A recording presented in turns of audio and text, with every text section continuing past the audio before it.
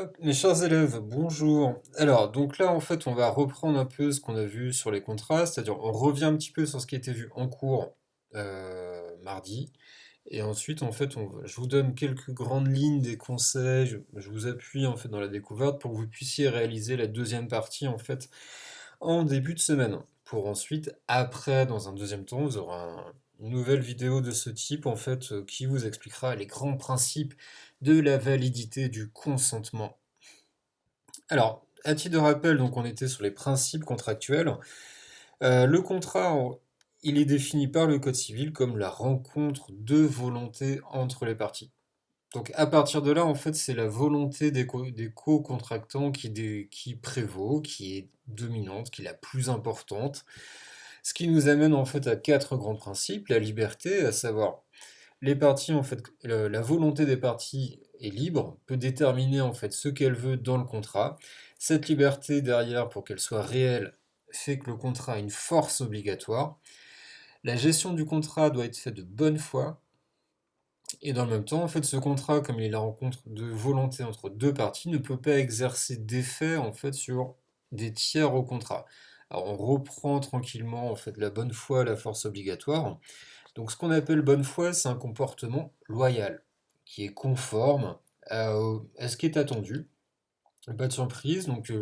La partie en fait d'un contrat va agir de manière à ne pas léser les intérêts de l'autre. Alors la qualification de la bonne foi n'est pas forcément toujours évidente. Après, l'idée c'est si quelqu'un a de bonne foi, c'est qu'il n'est pas de mauvaise foi. Donc la mauvaise foi, en fait, elle est plus simple à caractériser, c'est-à-dire c'est un comportement déloyal, ça peut aller sur un comportement malhonnête. Et globalement, on va avoir une partie qui va surtout chercher à privilégier son intérêt au détriment de l'autre, qui va en fait essayer d'avoir un avantage indu, un avantage qu'il n'aurait pas dû avoir. Donc un côté un peu manipulateur. La mauvaise foi, en fait, c'est ça. Donc si vous apercevez dans un cas pratique un comportement qui n'est pas celui qui est attendu, à ce moment-là, en fait, derrière, voilà, on a une personne qui est de mauvaise foi. Donc le critère de bonne foi ne s'applique pas. Alors, ensuite, on a la force obligatoire. Donc le code civil là-dessus est clair. Le contrat a la force de loi. Donc on ne peut pas y déroger, c'est-à-dire on est obligé de réaliser les obligations qu'on a souscrites, sinon on s'expose à des sanctions. Alors ces sanctions, bien évidemment, viennent là montrer le caractère obligatoire du contrat. Alors ces sanctions sont diverses. On va trouver la mise en jeu de la responsabilité contractuelle, qui peut aboutir également en fait à l'octroi de dommages et intérêts.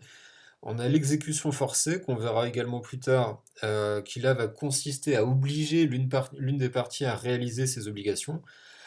Ça peut être via des astreintes, c'est-à-dire une somme d'argent qui est versée chaque jour par jour de retard, et qui peut même aboutir en fait à l'annulation du contrat avec la remise en l'état antérieur des parties.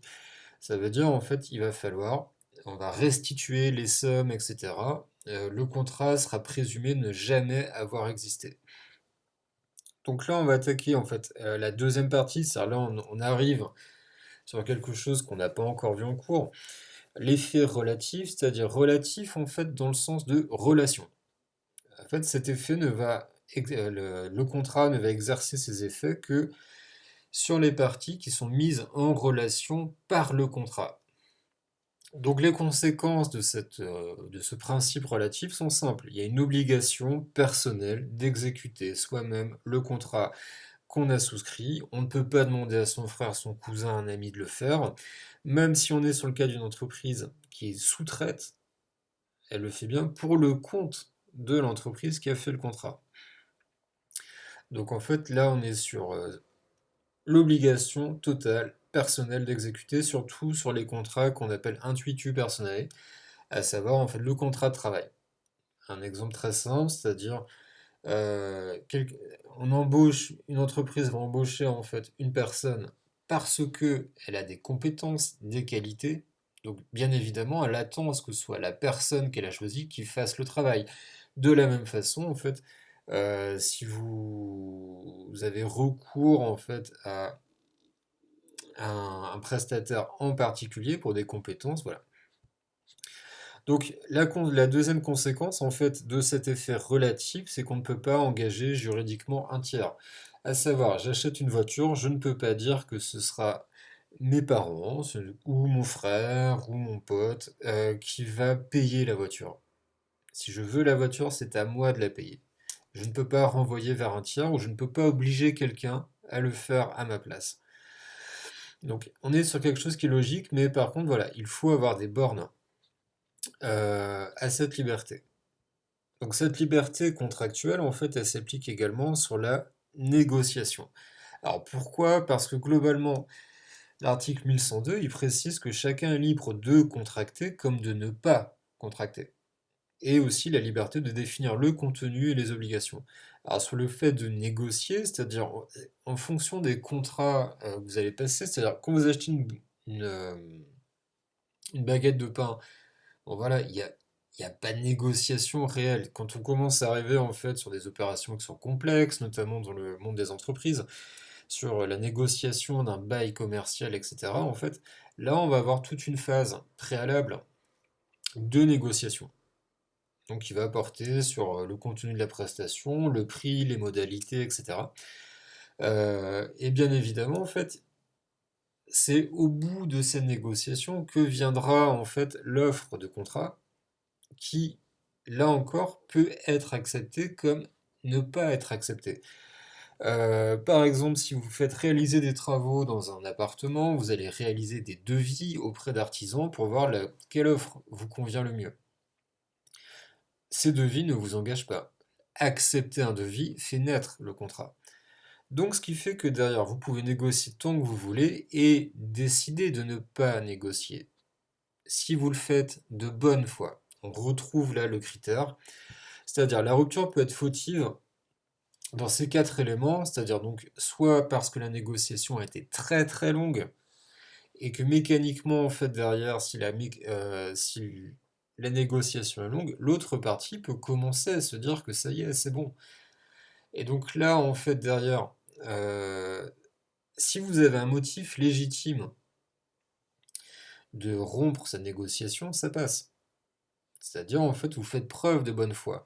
Mais si vous ne motivez pas votre refus de passer au contrat, que vous le faites de manière brutale, à savoir la veille, sans préavis, sans prévenir, surtout, en fait, lorsqu'on est sur une rupture la veille de la signature, on est également sur une rupture tardive.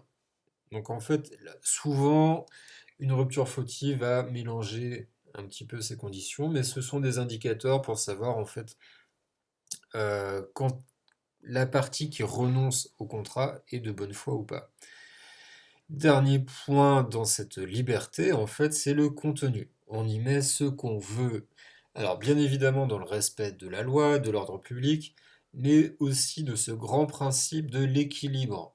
Alors, ce qu'il faut bien voir, c'est que un contrat crée des droits à une partie, et ces droits, en fait, d'une partie sont les obligations de l'autre. Un exemple, pour un contrat de bail, euh, vous, en tant que locataire, vous avez le droit d'occuper le logement. L'obligation pour votre propriétaire est à ce moment-là de vous laisser la jouissance de cet appartement de manière paisible.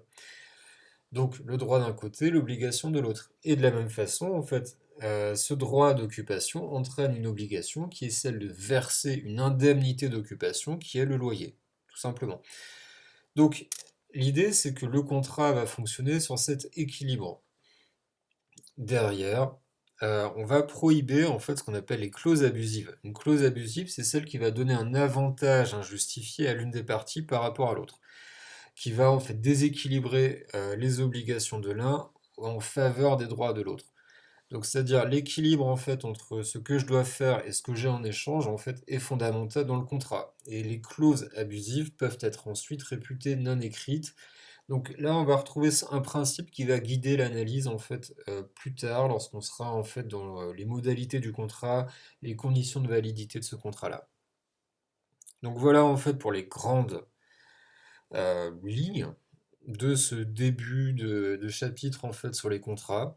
Ensuite, dans la semaine, vous découvrirez en fait le consentement, c'est-à-dire les qualités du consentement qui doit être libre et éclairé, l'accord sur la chose qui est déterminé et déterminable. Mais voilà, là en fait déjà, on commence. L'idée, c'est comprenez bien la philosophie du fonctionnement des contrats. Et une fois que vous l'avez, en fait, tout ce qui est résolution de cas, etc., sera relativement simple. Bon courage!